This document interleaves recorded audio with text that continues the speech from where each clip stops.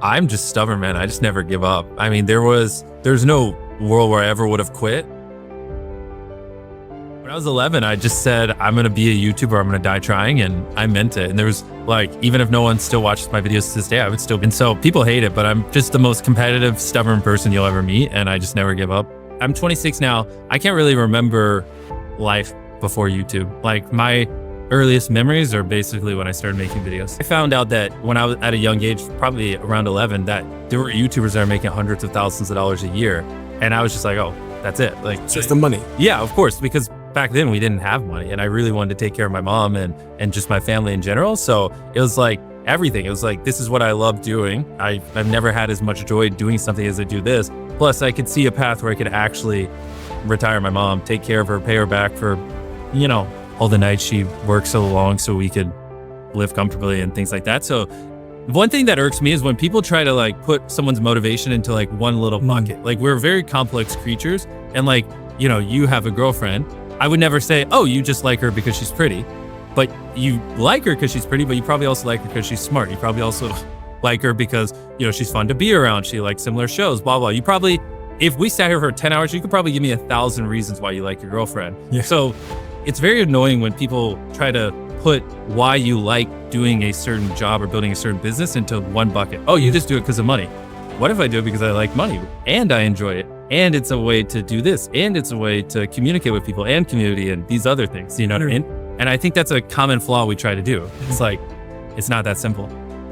Like, I'm like really good at just obsessing over one thing more than anyone else on the planet. If I were to say, what's my superpower? It's that I can just obsess endlessly about something and I can just have the same thoughts over and over and over and over again. It's very weird. Like, it wasn't like it was work for me grinding YouTube for those 10 years or whatever where no one was really watching it.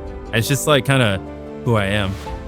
There was literally a day where I woke up, joined a Skype call with my friends and where we like were reverse engineering, you know, why certain videos do well or whatever. And I remember that call being over 18 hours long. And then I hung up, went to bed, woke back up the next day and instantly got back on the call and picked back. Like that was the level of hours we were putting in. I mean, I didn't know anything besides just trying to make it happen. 11 to 15, it was a mix of YouTube and baseball. But when I turned 15, I got Crohn's and I went from like 190 pounds down to 139. I lost all muscle I had. And so I was like, all right, I'm not playing baseball in college anymore. So then I was like, fuck it. It's just all in on YouTube. And then up until really Feastables, it was basically just YouTube.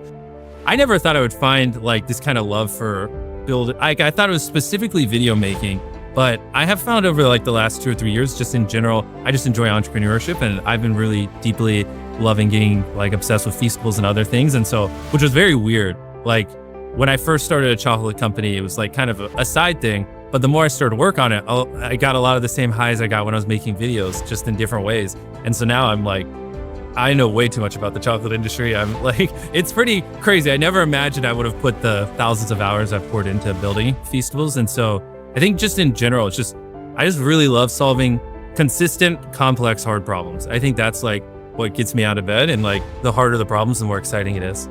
If you just think about solving problems 3 times more than everyone else, like you're bound to come up with different solutions. I don't know why, but when people tell me I can't do something, and I don't know where this came from, it makes me just want to do it more, to be honest. If you tell me I shouldn't do something, that's fine. But if you tell me I can't, then everything in my body just wants to go, fuck you. I obviously can. I don't know if I should, but I can. And then I don't know. The thing is, like, to go viral, you have to do something that's never been done before. I've told this story before of like, you know, if you're driving down the road and you see a cow, who cares? It's a fucking cow.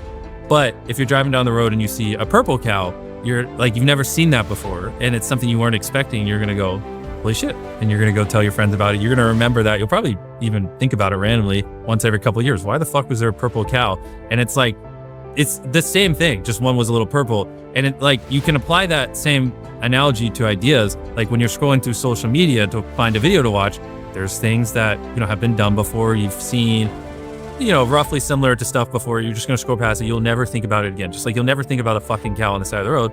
And then there are ideas that are like the purple cow idea, which is what I try to do, which are things that make you go, what the fuck? I've never seen that. Like, I have to click this or I'm not gonna be able to sleep tonight because, like, why is this video, no way they did this, right? But those typically are very hard. And usually to get that purple cow effect, they've never been done before. And if something's never been done before, there's usually a reason, because it's very fucking hard. So you just kind of have to train yourself to like not resent very difficult, complex, hard, original problems and actually run towards them, because those are the ones that, you know, tend to have more of the purple cow effect for people who have to watch it. And viewership's very exponential. It's way easier to get 50 million views on one video than it is to get 1 million views on 50 videos, right? And because it like kind of goes exponentially, and it's like, you know, pretty winner take all on the top videos, like you just really have to lean into that purple cow effect, if that makes sense. I just don't like working with mediocre people. I mean, I really just can't stand it. It's the fastest way to make me depressed, is if I have to work with someone who's just not all in and just loves what they do. Because they're not bad enough when you fire them, but not good. The problem is, like, I mean, and you see it in full effect. Great people just love working with great people. They do. And there's something about being around great people that pulls some kind of animal out of you that just makes you want to do more and push more and believe things aren't possible. And I don't know, when you put me around a bunch of other successful entrepreneurs, I just turn into a different human than if you put me around, I don't know, a bunch of people who are just running small businesses and don't really care and don't really have much ambition. I'm like two completely different humans. And you see that same thing in full effect. You put a bunch of A players around more A players, they just build off of each other. But you like put 2 or 3 C players amongst a bunch of great people, and they'll start pulling them down. They'll start making them not want to work as much and make work not as fun. And so everyone knows, get rid of the C players, right? Obviously, get rid of people who aren't all in, blah, blah, blah. It's the ones that are like, they're not an A player, but they're not a C player. So it's kind of hard because you still feed off the energy. And if you get enough of them, it just drags the overall culture down. So those are like the worst. I mean, not everyone can be these like world-ending monsters. You know, there are a lot of mundane things like, I mean, the book controller in accounting, I mean, probably doesn't have to be the best in the world. But, you know, when it comes to like the mission critical things like making videos and things like that, you like, just the great people got to be surrounded. Like that's one of your number one jobs as leaders, just to make sure your great people are working with other great people. Cause that's like the number one reason why people leave jobs isn't money. You know what I mean? That's like number 4 on the list. Don't ask me to list them all. I don't remember. I just know the number one thing is, do they enjoy who they're working with? And people will leave their job because they hate working with people way before they'll ever leave because of money. It's hard to find those kinds of people, but you know, when you do, you got to treasure them and recognize that they're unicorns. The worst part is I just have this very rare opportunity where I have so much attention and so many people watch my content, and I just wish I had more experience building businesses. You know, I'm only 26 and this is my first real business. Of every employee milestone we hit, it's my first time hitting that, right? Like when I hit 100 employees, that was my first time getting there. And this was my first time going from 100 to 200, 200, 300. And like with what I know now, I could have done it so much faster, obviously. And it's just, you know, it's a little brutal.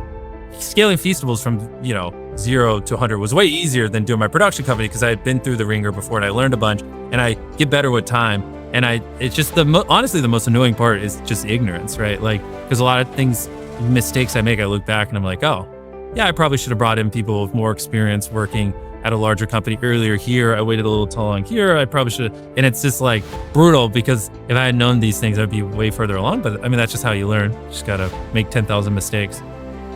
We are averaging like 200 million views a video, like most of it unique viewers. Like we're talking like 2+%, sometimes 3% of humans alive watch every piece of content I put out, you know, depending on how well the channel's doing. And so like I could upload a video, and then with 365 days later, you could grab 33 random humans anywhere on the planet, and one of them on average would have seen that video because the views are so fucking high. So yeah, I mean, there's a lot of criticism that's thrown at me. And the thing is, you know, since our stuff's so global, sometimes, you know, transcends culture and not everyone views everything. And so everyone has different opinions and stuff like that, which is why it will drive you crazy at our scale if you try to make people happy. Because even if 99% of people are deeply happy, which is an insane hit rate. Like if you make a piece of content, 99% of people that watch it love it, that is wild, which that kind of stuff doesn't happen. But in our case, if just 1%'s unhappy, that's 2 million people, which is more than anyone else even gets on views on videos. So, which will feel like an insurmountable amount of criticism and feedback. And it's very easy to like trick your mind into thinking, damn, everyone hates me, because you just, you know, focus on the 1% instead of the 99. So I just came to the point where, you know, I just have to have my own internal guidelines of like, do I think what I'm doing is good? Do what I think, you know, is moral, ethical? Do Do I believe in what I'm doing? If so, fuck it. Like, I'm never going to be able to make everyone happy. So and if you let the whims of the internet kind of decide what is okay and what's acceptable and when you're being bad or good, then you don't have a spine, you don't have a backbone, you stand for nothing, and it will just destroy you mentally. And so, I mean, I don't know what age I was when I kind of got in that mindset, but I just was like, I'm going to decide, and I'm not going to let the internet decide, what is okay and what's not. And then ever since I got to that point, people criticize me for something and I'm like, I don't agree. Then I have it's easy for me to just go, oh, well, I don't agree. Not going to make everyone happy. I believe what I'm doing is right. And just move on.